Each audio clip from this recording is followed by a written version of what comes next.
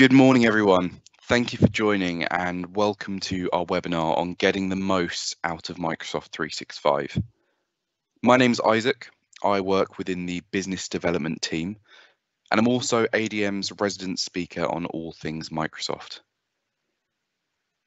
In this presentation, I'm going to be running through some of our top tips and general practices for security within your organization, and also diving into some of the Microsoft security tools and products that can help boost efficiency and productivity in the workplace. If there are any questions during the session, these will also be answered in an email response following today's event. Now, to start off, I'd like to give you a little bit of information on who we are and what we do.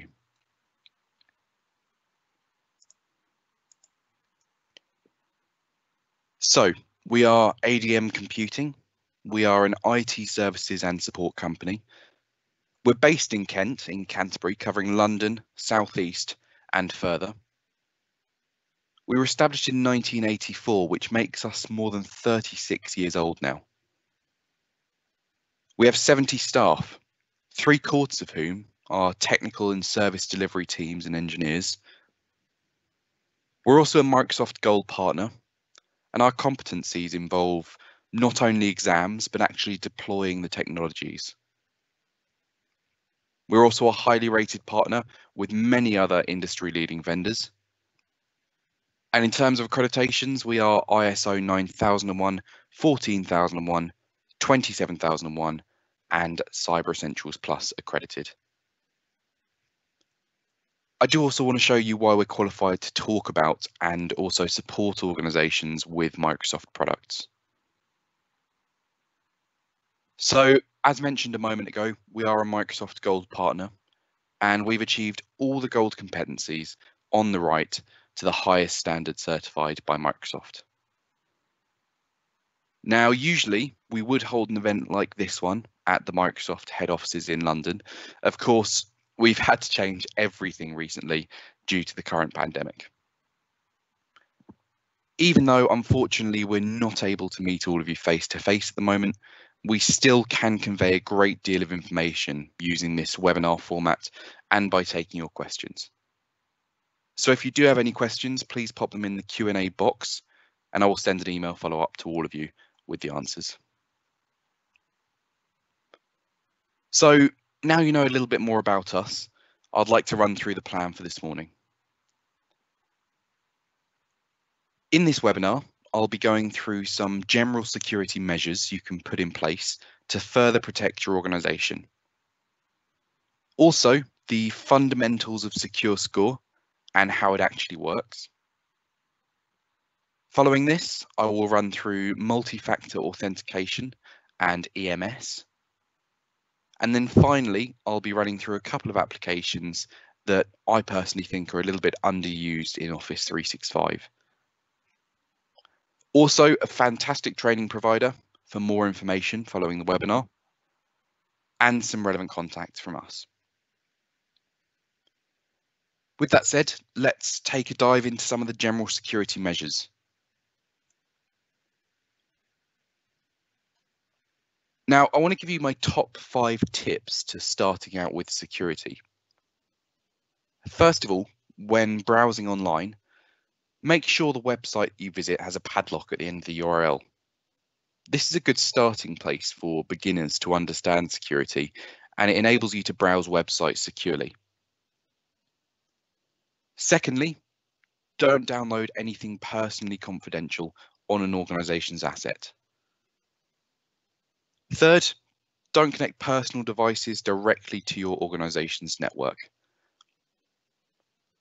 Fourth, email security is crucial. One wrong click can take down an organization, and I'll touch more on that in a moment. Fifth and finally, password strength matters. I'll give you a brief overview of this now. So, passwords are an important part of any end user's devices. A colleague of mine used to say that a password should always be easy to remember, but hard to guess. And that's quite important. You want a complex password that preferably isn't repeated across a number of logins. A different password for everything would be ideal, but how would you remember what password is matched to a particular website or device? Well, there are a couple of ways to tackle this. Personally, I use a password manager, something like LastPass or Dashlane. That's up to you and your preference. But with these, I can access all of my passwords for various applications, devices, and websites with the click of a button. And everything's locked away in the password manager by a master password, which of course is easy to remember, but very hard to guess. A top tip when creating passwords would be to include a mixture of uppercase and lowercase symbols and numbers.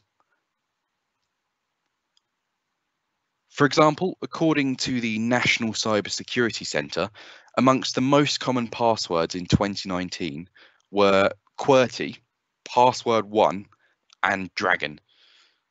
I'm sure all of you know better than this, but needless to say, if your password is on this list, I would recommend changing it.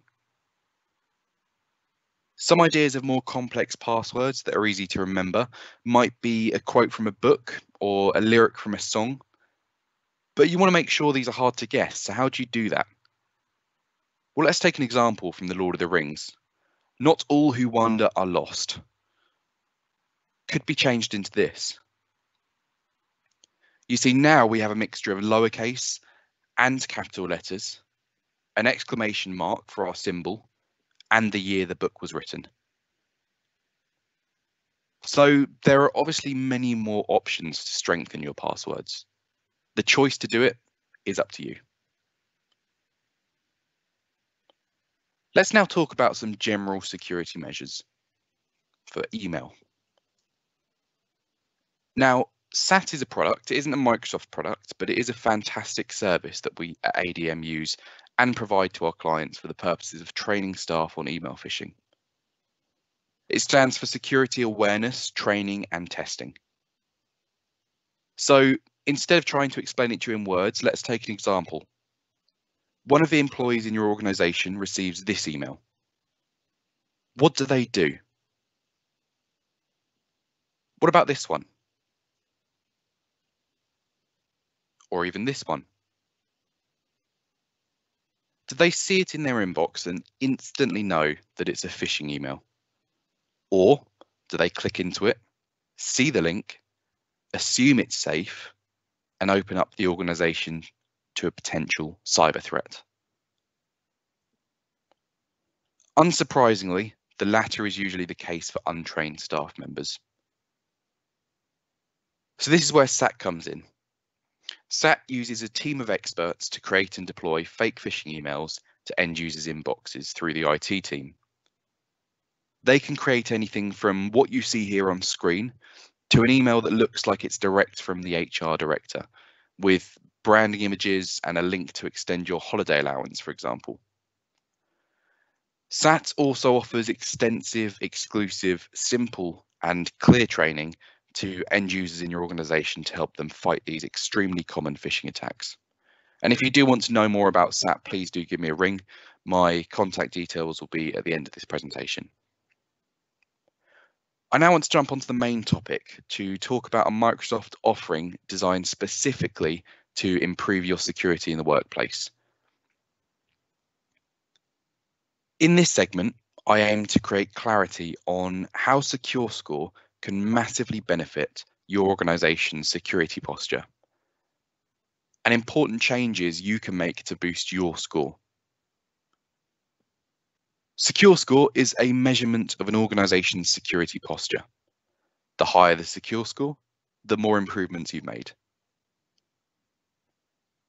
Now, there are 3 layers of Secure Score, which help to report on the current state of the organization's security posture, improve their security posture by providing discoverability, visibility, and guidance, and compare with benchmarks and establish key performance indicators or KPIs. But how does it all work?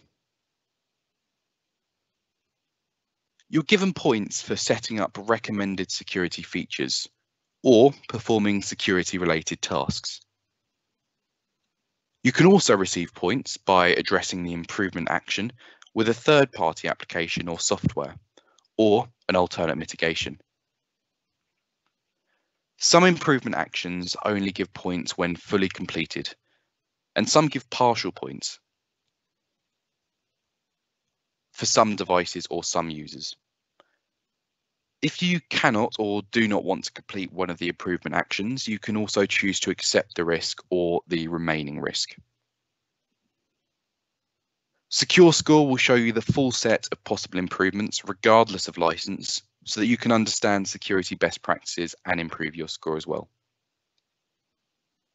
Now, your absolute security posture is represented by Secure Score, which stays the same no matter what product licenses your organization owns. Your score is updated in real time to reflect the information presented in the visualizations and also improvement action pages. Secure Score also syncs daily to receive system data about your achieved points for each action. So now you know a little about how Secure Score actually works, let's look at the 4 pillars of improvement status.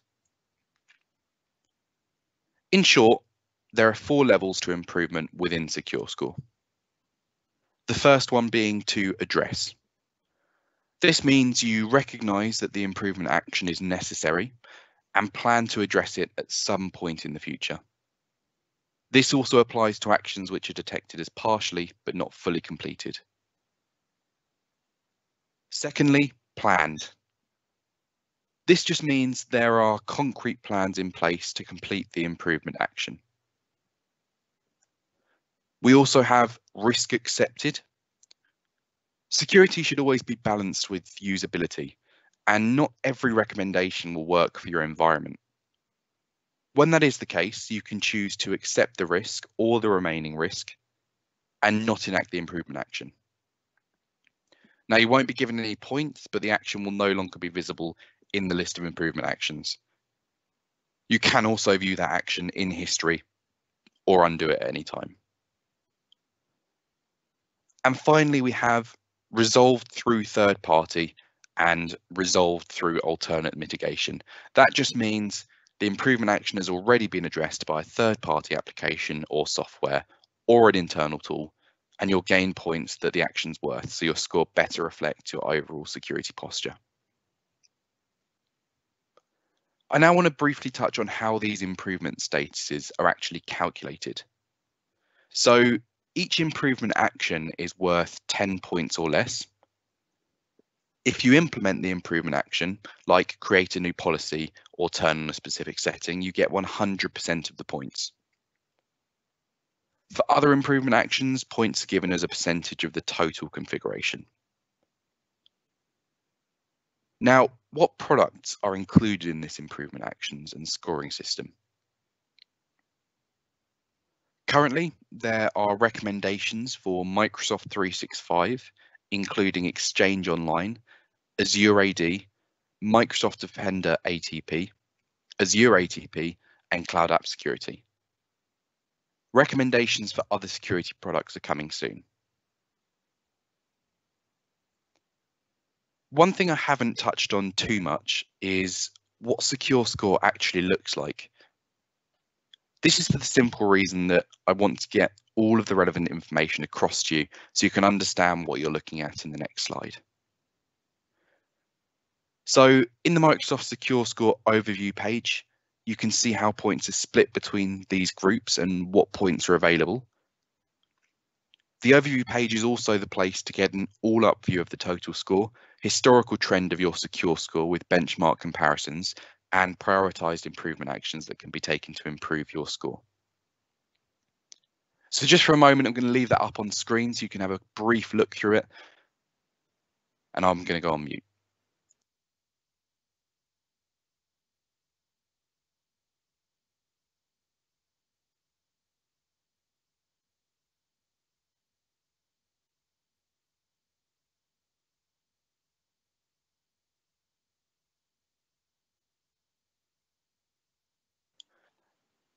Okay, so I hope you've all had a chance to briefly look through that dashboard of Secure Score.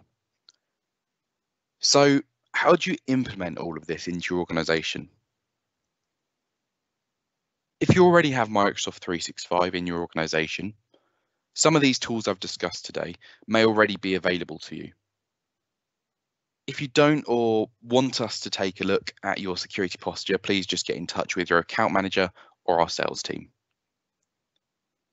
Let's now take another look at another security tool from Microsoft, MFA.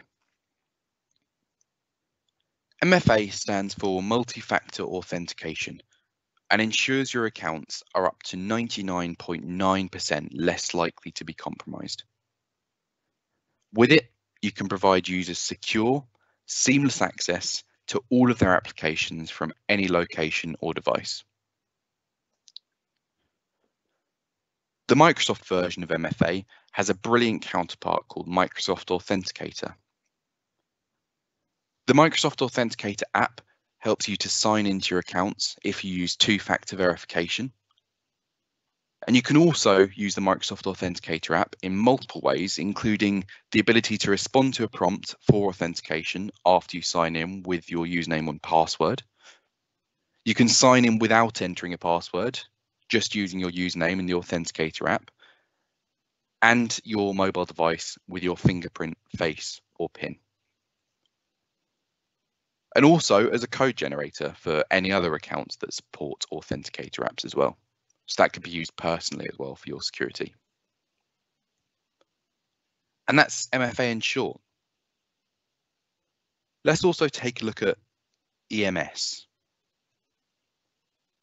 So in Microsoft Enterprise Mobility and Security, or EMS, or you'll also sometimes hear it called EM+S, it's an intelligent mobility management and security platform. It helps protect and secure your organization and empowers your employees to work in new and flexible ways. With it, you can ensure secure connections between people, devices, apps, and data. Increase your security and productivity with a single identity solution that gives you flexibility and control. You'll also be able to protect your sensitive data everywhere, even when traveling and when shared, and see and control how files are used with a comprehensive and integrated information protection solution. EMS also enables you to detect and investigate advanced threats, compromised identities, and malicious actions across your on-premise and cloud environments. So you'll be protecting your organization with adaptive built-in intelligence. In short, EMS and its products increase the security features of Windows 10 and Microsoft 365 and extend them to your entire environment, including investments that aren't supplied by Microsoft. Now, I'm wary of not diving into the technicalities of EMS too much, as we do have a variety of viewers on this morning. So if you are an IT administrator or work within IT, please do get in touch with us where we can take you through EMS in even more detail. Now that we've taken a look into some security options with Microsoft 365, I want to run through some of the applications you may or may not already be using, starting with Microsoft Teams. So what is Microsoft Teams? Well, it's a chat-centered collaboration powerhouse. It allows for calling, conferencing, and meetings. You can work with your team, whether they're internal to your organization or external. With Teams, you'll have access to the integration of content, applications, Office 365 and third party, and persistent chat. This means that all of your conversations are in one place and nothing gets missed. In short, Microsoft Teams is your single pane of glass. Let's take a look at what this actually looks like and talk about some of the chat and team chat features and functionalities. So this is Teams. This is usually the landing page when you open the application. And as you can see, it's a clean and simple interface. You have your tabs on the far left, and I'm currently looking in the chat section. In this screenshot, I'm in a group chat with 3 other colleagues. You may have also noticed a message in bold. That just means it's unread. And if we move into the Teams section on the far left, we can see the teams I've been added into. Currently, I'm in my demo team and in the general section. In the chat section is where I view the team chat, which I've set up with an RSS feed of BBC News at the moment, just to demonstrate. And you can also share files in the files section. You can integrate Office 365 and third-party apps into the team by selecting the plus button. At the moment, we're using a team to communicate with the engineers responsible for us working from home. So you can really see how collaborative this can be if it's used properly. One more thing to note as well is this EXT. You can see in Microsoft 2020 events planning, just below my demo channel, that you've got brackets EXT. So that's handy to know because this means there could be external users in that channel of that team chat. So all we do just for security reasons is we put brackets EXT and then we know not to put anything private or confidential in there. Now let's jump into the calls section. We have our dialer that can be made available if needed for voice over internet phone calls. And that's done by implementing a Microsoft Teams calling plan. You can also speed dial numbers if you wish by clicking this button. And if we jump into the contact section, we can view all of our contacts in one place. You can also add a contact by clicking the Add Contact button. And I'm sure you can already see how simple to use this Teams interface is. And if we now go into the history page, we can see over a month of call history in one scrolling page. Contacts and internal calls will show up clearly. And if you want to check your voicemail, you guessed it, simply click on the voicemail button on the left. Here we can check and listen to voicemails, again with existing contacts and internal users showing up clearly, so you can differentiate between known and unknown calls. Not only do you have your voicemails here, but you'll also get an email notification with an automated transcript to read if you don't have time to listen. And that's a massively useful feature. Finally, if we click into Files on the far left, we can view all of our recent shared files and open them as well. And you can see all of the file types are pretty much supported there as well. You've got Excel, PowerPoint, OneNote, and you can open them directly within Teams. So now for the big question, how do you access all of this? Well, you can access your single pane of glass anywhere. You have full support across platforms and devices. Teams is currently available on Windows, Android, and iOS, so you don't have a lack of options here. And most importantly, with Teams and the whole Office 365 suite, you can ensure you're secure while you're using it. I now also want to take a look at another application also available anywhere at any time, and that's OneNote. Now, OneNote is more than just a note-taking tool. It allows for an organization of your notes in such a streamlined, focused way. This is because you can add files directly into the note pages that others can access and collaborate live on using the Office 365 applications. I'd like to jump into a live demo of OneNote to really show you this application in action.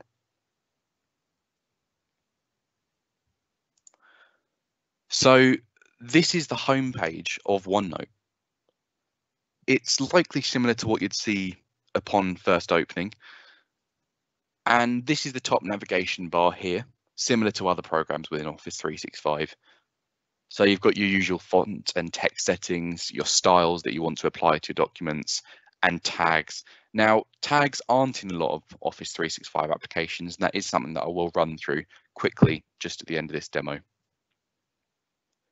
You also have the ribbon bar as you'd expect. So you've got your files, print, export, share. Obviously, you can share documents directly to other colleagues in your team and you can work on them and collaborate on them live.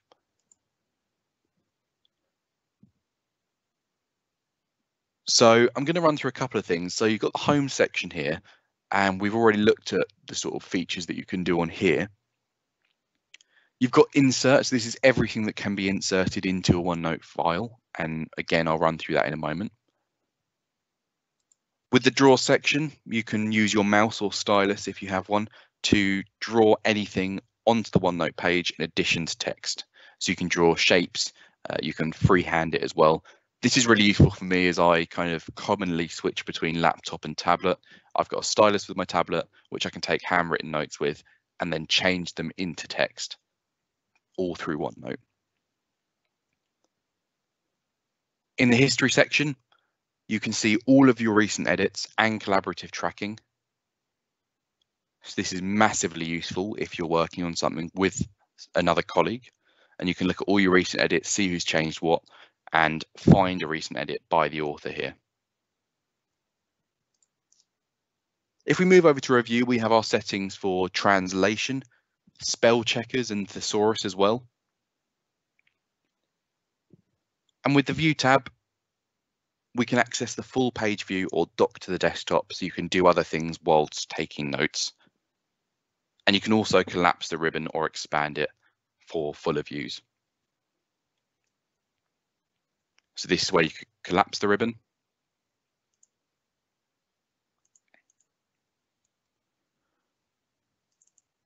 Bear with me. Let's jump back into home here and pin that ribbon back. So let's take a look at the notebooks themselves.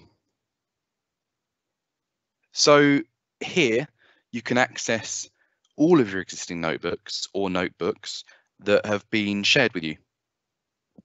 So as you can see, I've got a couple of ones here. I've got my work notebook here for ADM Computing. I've got a marketing team one. I've got my demo notebook, which I'm going to be going through today. And also there's a company notebook, which I'm also going to be touching on just to show you what OneNote can do when it's put to full use. So if we take a look at my demo notebook for this presentation, we can see the space for a text and title here. So I'm just going to name this demo 1, and you can add all of your text down here.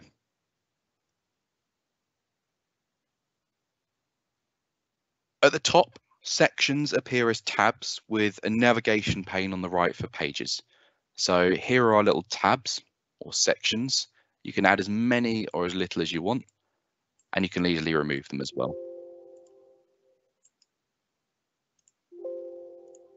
And here are the pages. So let's call this next page Demo 2. And we'll add one more. And let's say, for example, this is sales, and this is going to be a collaborative one. So let's add one more as well, just above demos here. Here we go, and we'll call this demos. Now, these pages underneath demos relate to that title. So what I might do sometimes is right click and just make this a subpage. And I'll do the same with demo 2. And you can already see this planner-like view here where you've got your main pages, your sub pages. You could have sub pages within sub pages if you want. So it's super organized and streamlined, as I mentioned. In a real life situation, I would use this by sort of clicking around when I'm in a meeting or something, taking my notes, and you can actually click anywhere on the page and take notes. So for example, if I'm taking notes over here,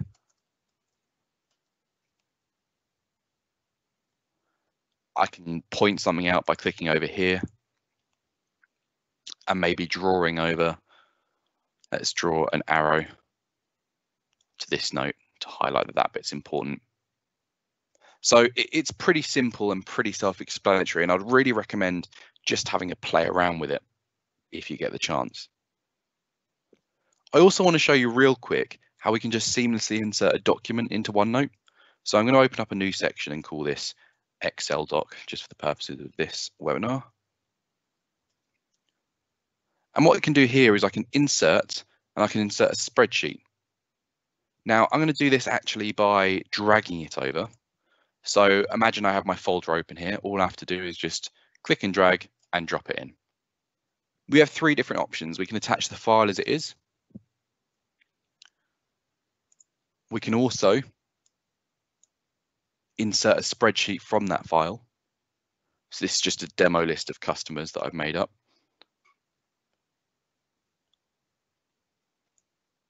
So this just takes a few moments, and it's basically compiling a spreadsheet directly into the OneNote document here. So that can be really useful again if you're working collaboratively. I'm just going to remove that for a second. And the third and final option, when we drag it in, is insert a chart or table. And what that will do is allow you to customize and choose some data to change into a chart or table. I won't do it in this one because I haven't specified that data yet. So there's quite a few options there. One more thing before I go into my company notebook is that templates. So with templates, this means that you can add simple, easy to use templates into OneNote for meetings or any purpose really. So we can do that by going onto page templates. And let's say I want something simple. So simple meeting notes 1. There it is. So you've got the agenda points, you've got the attendees, you've got the action items. So it's really, really easy to use. You can also change this just by going, let's say, formal meeting notes now. And here you go. So they have a load of pre-made templates that you can use if you want. Another thing that I did forget to point out is the tag section that we saw in the home. So what you can do with this, let me just delete this gibberish here for a second. What you can do with this is you can mark something as to do, you can mark something as important or a question, you can remember something for later. There's loads and loads here. The one I most frequently use is to do and question and important. That's why they're sort of number 1, 2, and 3. So for example, if I'm in a meeting and I've been told to do a task, I can do this, and then all I have to do is just click to do, and then it will add a check mark, which I can tick off as and when it's done. Another thing that might be relevant is, let's say I'm in a meeting again and someone's brought up something really, really crucial and pressing, and I want to remember it. So let's say remember this. And I can mark that as important. That just puts a nice little star there as well. Third and finally, questions, always useful. I'm in the middle of a meeting.